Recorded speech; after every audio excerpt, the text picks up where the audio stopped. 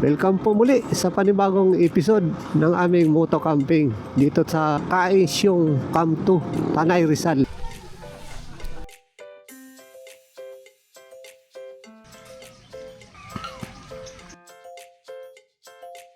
Ito na yung papunta ng Lambingan Hills.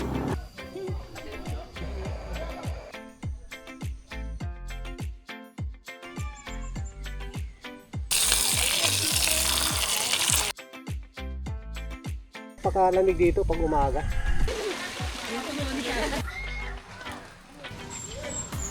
Malamig dito ang ano nila, pinaka-camping ground.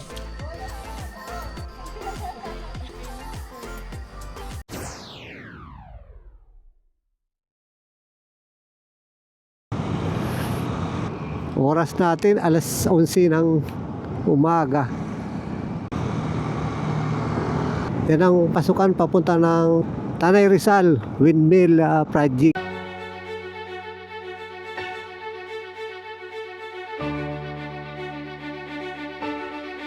Dito kami sa The Devil's Corner. Mapapansin nyo, mayroon namang mga highway patrol. Nag-aabang naman siguro, nagsisimula naman dito yung mga binking-binking na mga riders. Kaya yan, nakaabang na naman sila. Malapit-lapit na tayo kasi dito na tayo nagsimula sa Manukan. Hindi makaporma yung mga kaibigan nating mga riders. Naka-monitor yung highway patrol. Baka mabulaga sila. Mag-alas 12 na ng tanghali, naglalaban pa rin yung lamig sa kainit dito sa Marilaki. Mapapansin natin na sa dinadaanan nating highway, magsimula doon sa Marcos Highway, maluwag. Siguro dahil sa epekto ng pagtaas ng mga gasolina, diesel, kaya hindi masyado lumalabas yung ibang mga sasakyan. Kadalasan umalis tayo ng Sabado, nasasapol tayo ng traffic, pero ngayon napakaluwag. Grabe na kasing taas na ng diesel sa gasolina. Kahit pa paano nakakapag travel pa rin tayo. Kailangan na natin malaki-laking budget pag medyo malayuan na. Sana matapos na yung kaguluhan dyan sa Iran. Lahat ng mga bilihin tumaas. Kaya tsaga-tsaga muna tayo dito sa malalapit. Ito pa lang naman yung unang moto camping natin dito sa Tanay Rizal. Dito bandang Barangay Cuyambay, marami na tayong pwedeng punta na camping site. Dito na tayo sa pinaka-arko ng Barangay Cuyambay. Kakanan tayo dito, papasok. Ito na yung Barangay Cuyambay, pasukan.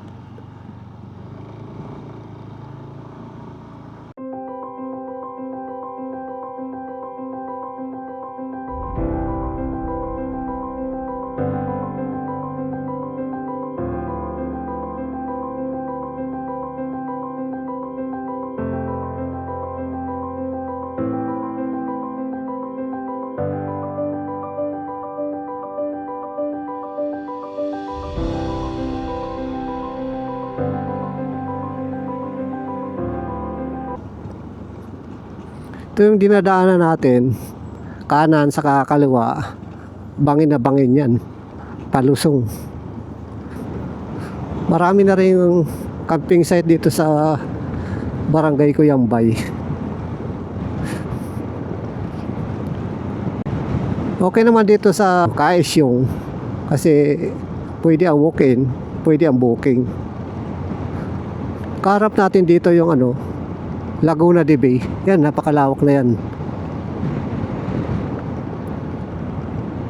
Arating na rin natin itong Barangay Cuyambay kasi pumunta na tayo dyan ng dagat-dagatan. 2 beses na natin napunta yan. Maganda kasi. Hindi na kami gumamit ng Google Map kasi dir-diretso lang naman yun.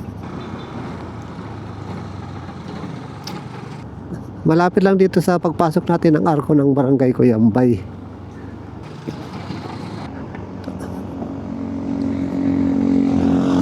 Saka ano naman dito, may mga signage naman. Tingnan natin kung maganda ito si Kaisyong. Kakaliwa tayo dito. Raris. Yan, Lambingan Campsite, Balay di Cuyambay, Dagat-dagatang Campsite, Rainbow Forest Paradise. Marami na ditong pwede nating puntahan.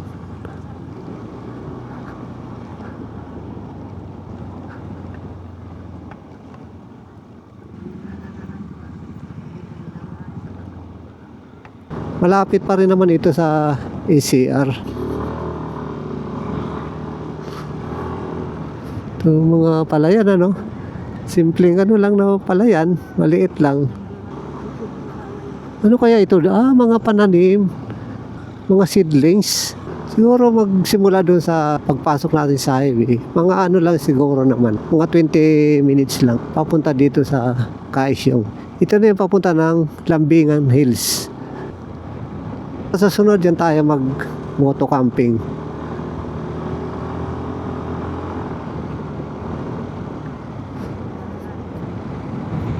Balay di Cuyambay. Ano lang to, halos magkahilira lang. Ito lang yung Kaisyong ang medyo dulo na. Meron tayong madadaan na dito na sapa. Ito medyo palusong to. Kung mapapansin natin yung mga damo, nagkukulay brown na siya. Ibig sabihin, tag-init na talaga. Maiksi lang. Medyo paahon lang pataas. Dandahan lang. Okay. Umaangat yung unahang gulong namin. Sa bigat kasi ng aming dala.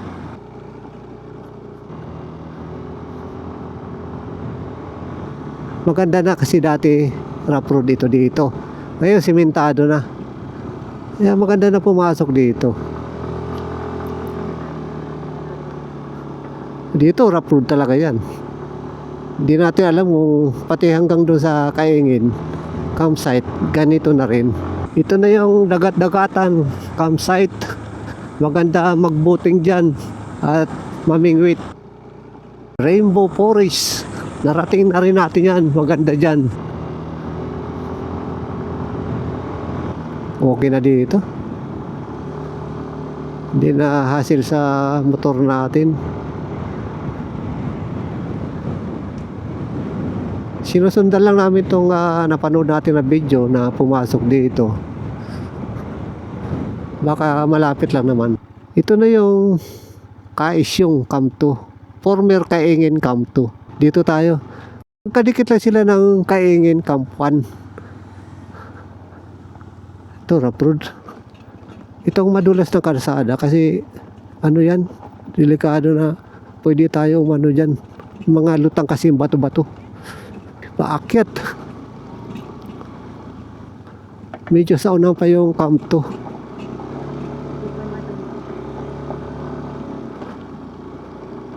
Medyo looban. Bungad lang yung kampuan eh. Marami na rin. Meron pa kaya tayong ano nito? Space. Marami na kaparadang mga sasakyan, 4 wheels. Saka motor dito na sa labas oh. Tanong nga tayo. Ito na yung pasukan sa Kaingin Camp 2. Meron pa ito sa dulo oh. Dumating kami dito sakto alas 12 ng tanghali. Sakto naman mananghalian na tayo kaso wala kaming baon. Baba muna tayo ng konti para ibaba yung mga gamit. Baka babalik rin tayo doon sa bungad lang.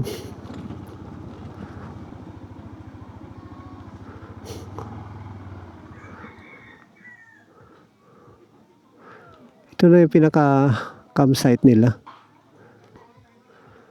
Okay dito kasi malilim oh.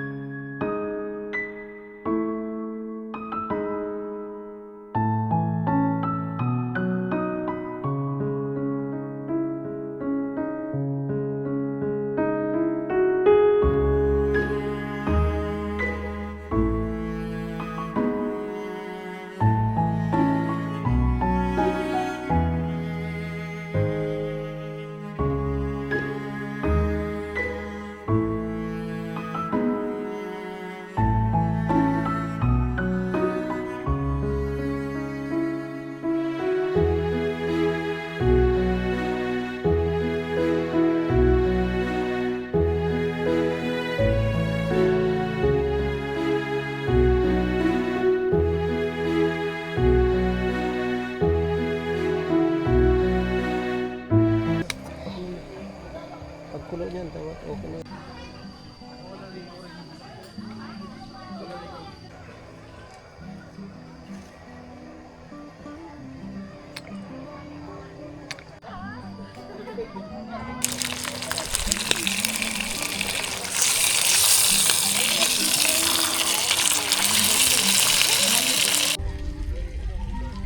Kain po tayo. Ngayon, sa ano ba yung mga, halimbawa sa, dito yung umaga, breakfast tayo sa ano, sa Altangasa. Diba? Oo, Altangasa, breakfast lang, kanin na Ma'am Gemma.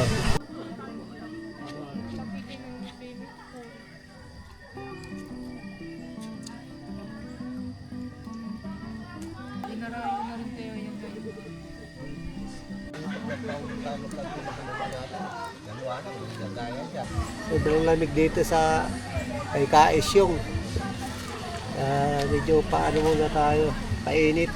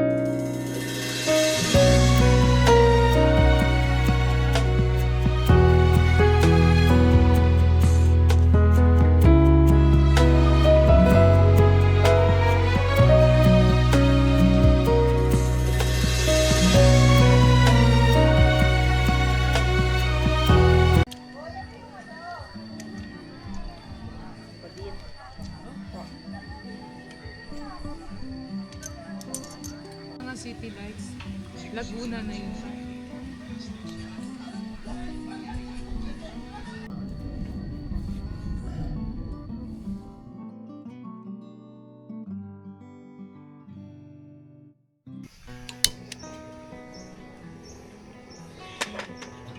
Parang inabot ako ng lamig.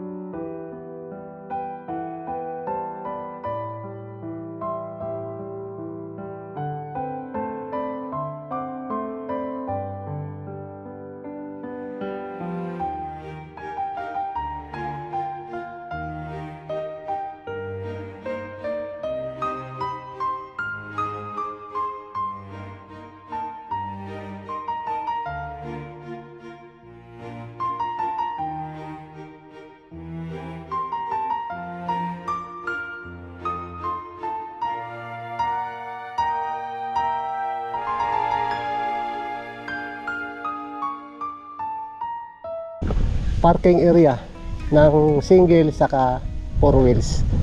Hanggang dito lang kasi bawal pumasok dun sa pinaka camping site. Malawak naman yung ano nila, parking area, saka safety naman. Ito lang. Yan yung pinaka papasok natin. kung relaxation lang yung hanap natin dito at hindi kayo masilan, ito okay na ito, maganda. Ito yung pinaka Kaingin store or Kaisyong Camp 2. Ito si Sir Kevin po. Sir yung staff dito sa Kaisyong. Sir, tanong lang kami para dun sa ating mga viewers.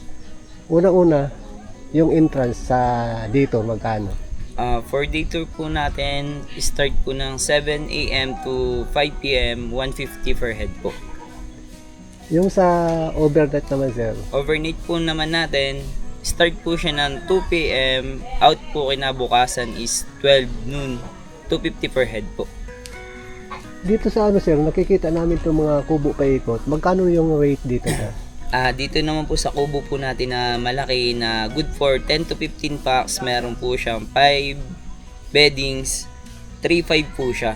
Meron na po siyang sariling kalan, utensil, CR na magagamit po. Yan po yung ano niya, ang ano po ng kubo 1. Tapos yung mga sumunod naman po, kubo 2, kubo 3, 2.5 po siya. Tapos good for 4 to 6 packs po. Yung ano, sir, yung mga 10 pitching.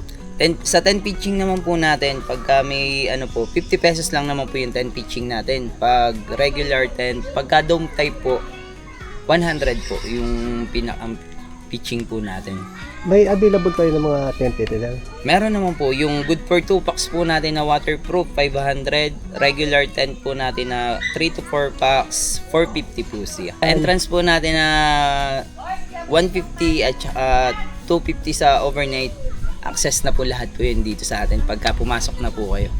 Meron na kang idea kung ano yung makikita natin dito sa Kaisyong Camp 2. Sa lahat po ng viewers po ni Sir na ano po, sana po makapunta po kayo dito. Maraming salamat po. May tatlo silang CR dito. Pang ano na rin, lalaki, pang babae. Kailangan na intention. Okay. Malakas ang tubig. Meron na rin sila dito hugasan. May lagay ng gamot mo, ma.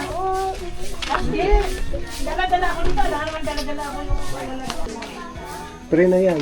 Yung mga mahilig sa picture taking, meron sila dito mga geodik. At dito meron ditong duyan. Doon sa taas yung pinaka-geodik nila. Sa pinakababa, nandyan yung swimming pool. Ang kagandahan dito, natural water yan. Saka yung masarap maligo kasi di masyado malamig.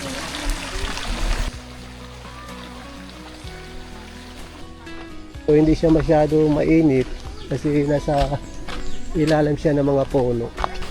Malawak itong ano nila, camping ground. Dito naman sa kaliwa, mayroon pa rin silang lutuan, babo, saka ito na rin yung pinakasian. Parang ano siya, infinity pool. Overlooking dito yung pinaka-Laguna de Bay, saka yung mataas na bundok na kalbo na.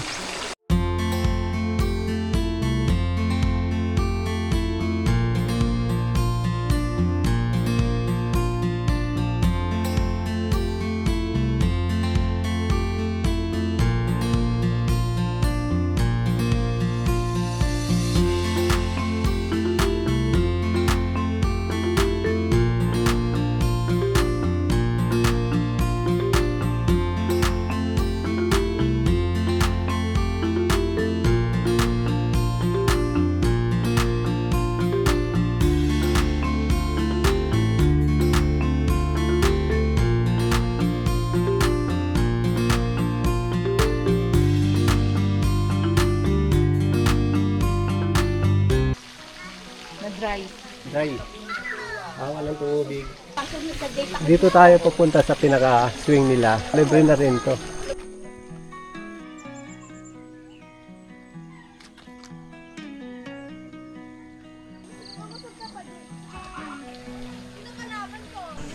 Parang ano lang siya, backyard lang. Nanda dito na part. Malamig dito ang ano nila, pinaka-camping ground.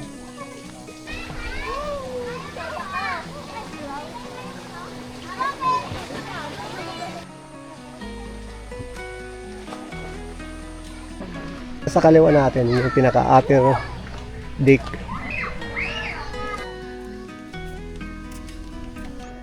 Dito bagay sa mga mahihilig mag-aura.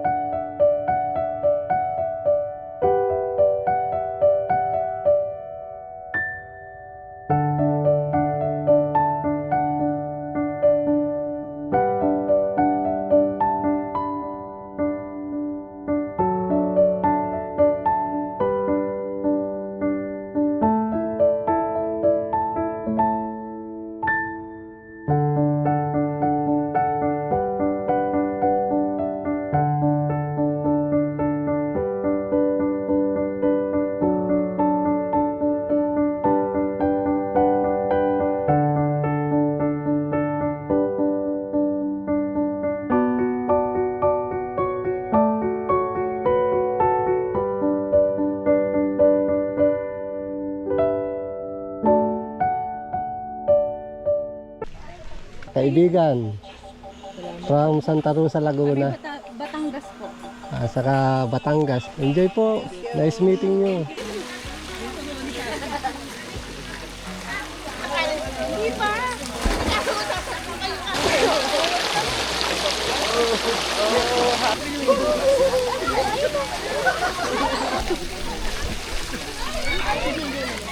Mga bagong kaibigan from Taguig City. Yun!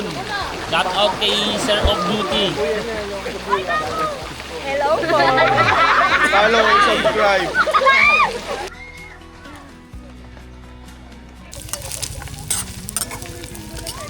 Almusal po tayo.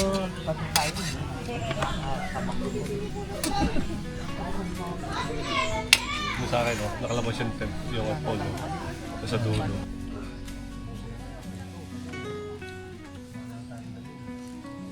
Labas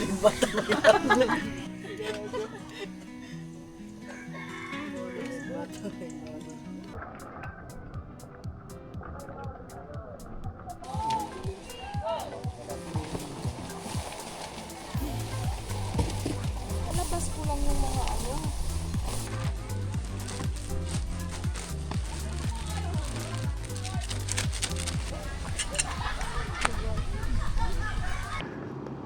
Okay.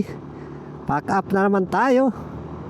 Maraming salamat sa aming mga viewers sa inyong pagsama sa ating ginawang moto camping dito sa Kaisyong Camp 2 sa Barangay Cuyambay, Tanay, Rizal. May panibago naman kayong idea na pwede yung mapasyalan. Napakalapit lang sa Metro Manila. Konting review lang dito sa Kaisyong. Kung hindi kayo masilan, okay na kasi maganda yung ambience, malamig. Tahimik naman, affordable naman yung mga packages nila, entrance. Ma-enjoy na yung kanilang mga facilities. Pati yung kanilang mga view deck, swimming pool. Kaya nag-enjoy tayo dito sa simpleng moto camping natin ngayong araw. Hanggang sa muli, off duty si Sir. Signing off!